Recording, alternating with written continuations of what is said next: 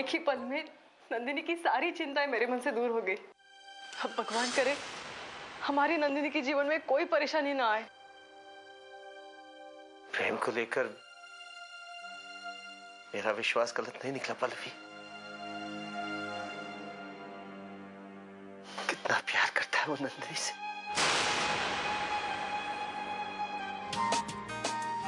हाँ प्रेम, वो सच जो एक पति पत्नी के रिश्ते पर सवाल खड़ा कर सकता है।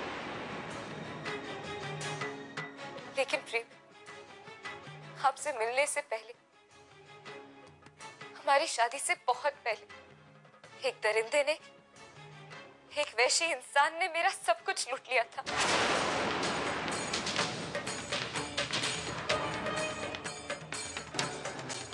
जिस दिन से मुझे इस अतीत के बारे में मालूम पड़ा, उस दिन से मेरी जिंदगी जैसे जीते जी नर्क बन गई।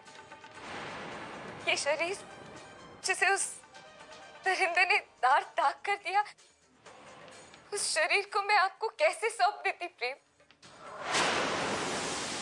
तो ये है तुम्हारी कुंडली, तुम्हारी असलियत? हाँ? प्रेम, कितनी बार आपसे कहना चाहा पर मैं लेकिन नहीं बता पाई। क्यों? तुमने मुझे धोखे में रखा नंदिनी। तुमने मुझे धोखे में रखा। और अगर सचमुच ऐसा हुआ है तो तुमने बताया क्यों नहीं? अंधेरे में क्यों रखा?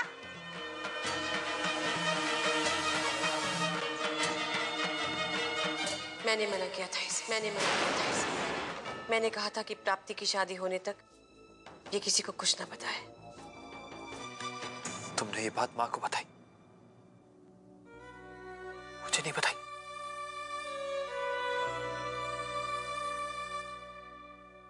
मैं तुम्हारा पति हूं, मुझे बात जानने का हक है।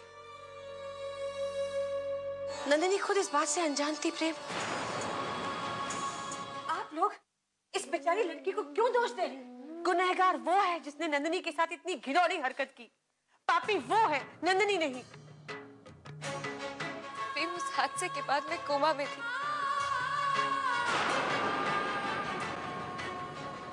क्या हुआ, कैसे हुआ, मुझे कुछ याद नहीं। और प्राप्ति की सगाई से एक दिन पहले मुझे इस हादसे के बारे में पता चला कि अरे वाह, कहानी तो बहुत अच्छी बना लेती हो नंदिनी। अरे एक जवान लड़की को कोई अगर बुरी नजर से देखेगा ना तो भी उसे याद रहता है। एक सेकंड के लिए मान लिया कि तुम अनजान थी, होश में नहीं थी, लेकिन तुम्हारी बहन, तुम्हारे भाऊ साहब, वो तो होश में थे। उन्हें तो पता था, तो वो चुप क्यों रहे? अब तो मुझे पूरा यकीन है वो बच्चा भी नंदिनी की नाजायज औलाद होगा। उस बच्चे से नंदिनी का कोई रिश्ता नहीं है। एक बच्चे को जन्म जरूर दिया था नंदिनी ने, लेकिन वो मरा हुआ है। कैसे मान लूं? अब तुम्हारी किसी भी बात पर मुझे विश्वास नहीं हो रहा है। कौन था वो नंदिनी? बताओ मुझे। बस कीजिए आप। नंदिनी को सच में कुछ नहीं। Stop it Kalyani, stop it, enough. इस लड़की की वकालत करने की जरूरत नहीं है। ये लड़की अब इस घर में नहीं रह सकती, बस। अभी के अभी इस घर से चली जाओ इस घर से।